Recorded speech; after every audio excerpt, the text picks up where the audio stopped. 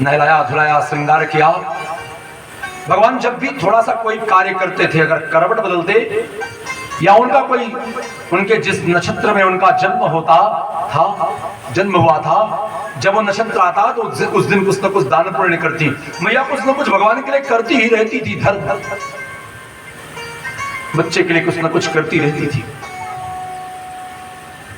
कि मेरा लाला स्वस्थ रहे। माताएं अपने पुत्र के लिए क्या क्या नहीं करती, लेकिन बच्चे बड़े होकर माता पिता की बात नहीं मानते, तभी संतानें सुखी नहीं रहती। क्योंकि माता पिता की आहें तुम्हें कभी सुखी नहीं रख सकती। माता पिता के प्रति कोई अपराध मत करना। माता पिता ही हमारे सच्चे भगवान हैं, उसके बाद भगवान का नंबर है। माता पिता को कभी दुखी मत करना।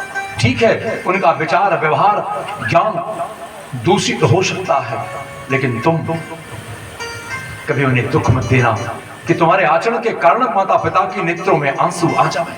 तभी तुम पुत्र हो, नहीं तो तुम कुपुत्र हो, पापी हो, शत्रु हो।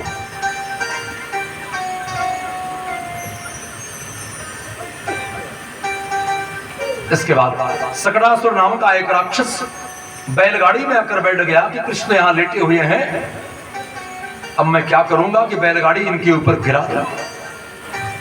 भगवान जानते हैं। मैया ने भगवान को लिटा दिया। मैया आए हुए अतिथियों का स्वागत सत्कार करने लगी। भगवान ने लीला की कि मुझे भूख लगी है, हाथ पैर चलाने लगे। सकटासुर भगवान को दबाना चाहता था, भगवान के पैर बैलगाड़ी में लगे, सकटासुर रूपी बैलगाड़ी में दबकर मर गया। भगवान कृष्ण भगवान की जय। सभी भयभीत हो गए, क्या हो गया?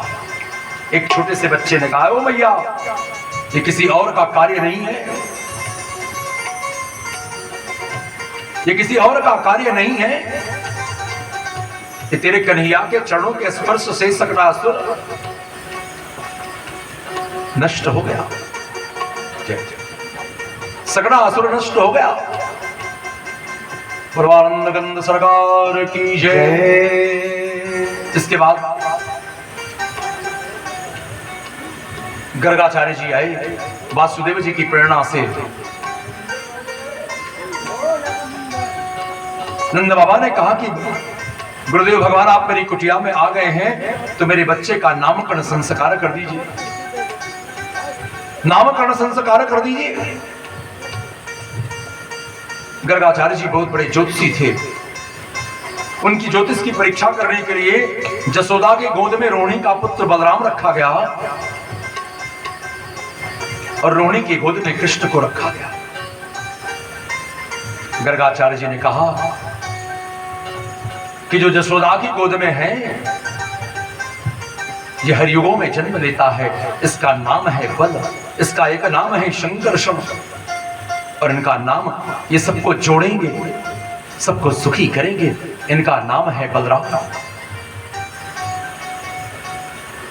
और जो रोहिणी की गोद में है, ये युगों युगों में जन्म लेता है जगत के कल्याण के लिए, इसका ध्यान रखो, इन दोनों बालकों का ध्यान रखो, इनका सुंदर से लालन पालन करो सुरक्षा के साथ। ये जगत को सुखी करने के लिए, सबको आनंदित करने के लिए जन्म लिए हैं, इनके द्वारा सभी का मंगल और कल्याण होगा। मानव के जीवन का मूल यह है कि मनुष्य के जीवन से सबको सुख मिले, तभी मानव जीवन सफलीभूत है। अगर इस शरीर से, इस जीवन से सबको कष्ट मिले तो मानव जीवन व्यर्थ हो जाएगा, मानव जीवन व्यर्थ हो जाएगा। नामकरण संस्कार हो गया।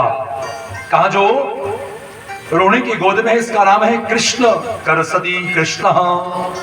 एक बार जो देख लेगा, जो सबको अपनी तरफ आकर्षित करते हैं, स्तंभित करते हैं, जो एक बार भगवान को देखता है सो उन्हीं को देखता रहता है। भगवान का नामकरण हो गया। धीरे धीरे भगवान घुटनों के बल चलने लगे। गोपिकाएं रोज आती, ओ मैया कन्हैया किधर है? गोपिकाओं को भगवान का दर्शन कराती, गोपिकाएं आनंदित हो जाती। गोपिकाओं का तो नियम था कि उठते बैठते सोते जागते बस कृष्ण का ध्यान करती, कृष्ण का स्मरण करती और भगवान कृष्ण का ही दर्शन के लिए लालायित रहती।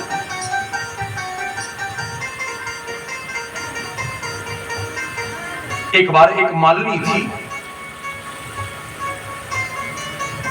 वो रोज फल फूल बेचती थी। उसकी इच्छा थी कि कन्हैया का मुझे दर्शन मिले, कन्हैया मेरे हाथों से फल ग्रहण करे। 2 महीने से नंद बाबा के घर की परिक्रमा करती थी। एक ब्राह्मण के पास पहुंची, कहा कन्हैया का दर्शन कैसे होगा बाबा, कोई रास्ता बताओ। बड़े सुंदर पंडित जी थे, महात्मा थे।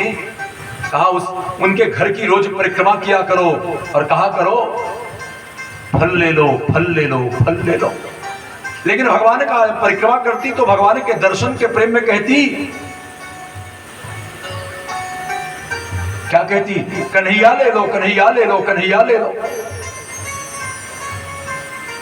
1 महीना बीता, 2 महीना बीता। आज भगवान ने सुना कि मालिनी फल बेच रही है तो भगवान निकले घुटनों के बल से।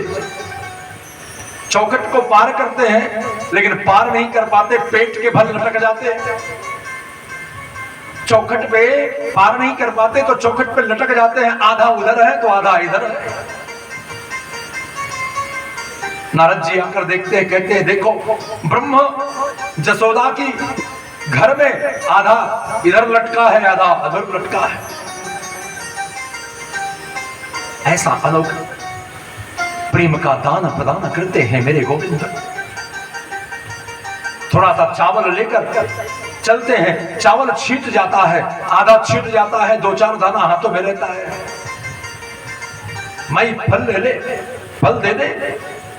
तो मैया सोचती कि बात करके इन्हें अपनी बातों में उलझा के रखूं। यदि फल लेना है तो अन्न लेके भगवान फिर जाते हैं, फिर चावल लेके आते हैं, लेकिन जब भी लाते हैं तो छीट जाता है। 2-4 फल हाथों को फल से भर देती है। भगवान कहते हैं भैया ये 2 दाना है ना, तेरी टोकरी में डाल। टोकरी में डाल देते हैं। मैया हृदय से लगा के आनंदित हो जाती है। भगवान के स्वरूप को हृदय में पधरा के आनंदित होकर जाती है। फल बेचने के बाद जब टोकरी खोल के देखती है तो टोकरी सारे रत्नों से भरी है। पागल हो जाती है कि ऐसी कृपा तो मात्र मेरे गोविंद कर सकते हैं, उनसे कृपा कोई कर नहीं सकता। बुलबालक कृष्ण भगवान की जय। धीरे धीरे भगवान घुटनों के बल छोड़कर पैरों के बल चलने लगे। कभी जाते तो गैया खोल देते, कभी बछड़े खोल देते और गोपिकाओं के आंचल में छुप जाते। धीरे धीरे भगवान बड़े होने लगे, माखन चोरी करने लगे। भगवान सोचते हैं कि रामा अवतार में मैं अपने बांदरों की सेवा नहीं कर सका, चौर मंडल के सरदार बनते हैं कफल्लम गुरु से विद्या प्राप्त करके कि चोरी करूंगा मुझे कोई पकड़ नहीं पाएगा।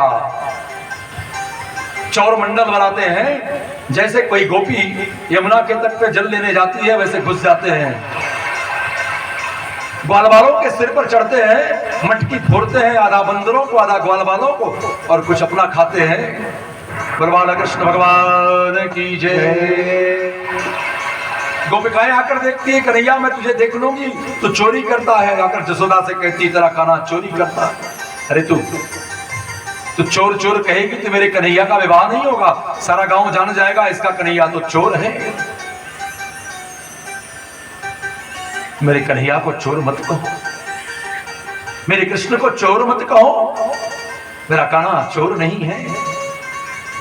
मेरे घर में तो दूध दही मक्खन की नदियां बहती हैं, उसके लिए एक अलग प्रकार के गाय का दूध में उसके लिए स्वयं दधि मंथन करती हूं। मेरे नौकर चाकर कार्य करते हैं, उसके लिए मैं स्वयं दधि मंथन करती हूं। उनकी सेवा के लिए मैं स्वयं उनकी व्यवस्था करती हूं। प्रेम तो यह है कि अपने प्रिय इष्ट भगवान की और माता पिता की सेवा स्वयं की जावे, तो सेवा का फल है। माता पिता भगवान की सेवा, अतिथि की सेवा स्वयं करो, तभी सच्चा फल प्रसाद हो प्राप्त होगा। प्रभानंद कंद सरकार की जय। अब एक गोपी ने कहा कि तू अपने कन्हैया को चोर नहीं मांगती। जशोदा कहती कि जिस दिन पकड़ के तू दिखा देगी उसी दिन जान जाऊंगा कि मेरा कन्हैया चोर है, उससे पहले चोर मत कहना। एक दिन क्या हुआ कि भगवान बालों के साथ चोरी करने निकले। अब गोपिका ने जिद कर ली, हट कर ली।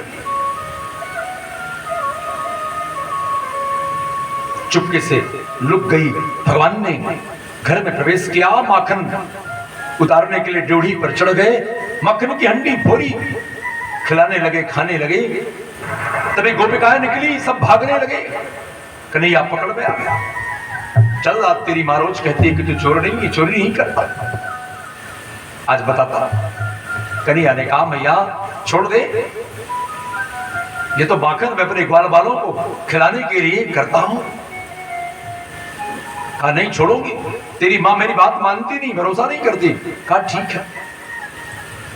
तभी एक कोई वृद्ध व्यक्ति आ गया तो सिर पे उसने पल्लू डाल लिया, अब तो मुख ढक गया। मैया ने कहा माता मेरा यह हाथ बहुत कस के तुम पकड़ी हो, इस हाथ को पकड़ लो।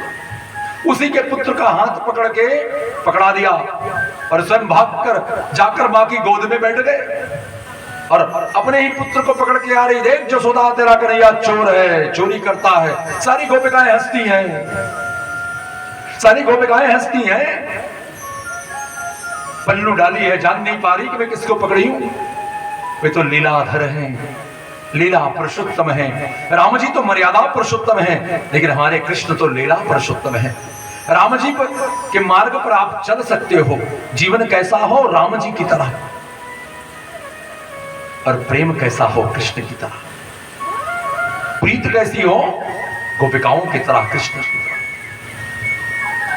भगवान अपने भक्तों को खूब प्रेम देते हैं, ऐसी लीला करते हैं जो सामान्य पुरुष के अधीन नहीं है। सामान्य पुरुष उसे कर नहीं सकता, उसके बस में नहीं है, अधीन नहीं है। भैया आनंदित होती है सभी गोपिकाएं। कभी भगवान का कान पकड़ती हैं, कभी जसोदा कान पकड़ती हैं, तो बदमाशी मत करना, भगवान ने मिट्टी खाई। ग्वाल वालों ने कहा तेरा लाला मिट्टी खाया, मिट्टी खाएगा तो पेट में कीड़े पड़ेंगे।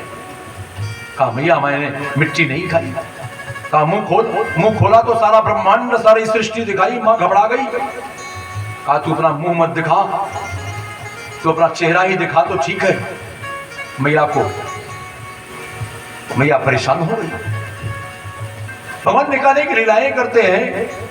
प्रभु कृष्ण भगवान की जय। चलिए कीर्तन करते हैं, फिर आगे बढ़ते हैं, आगे के प्रसंग में प्रवेश करते हैं।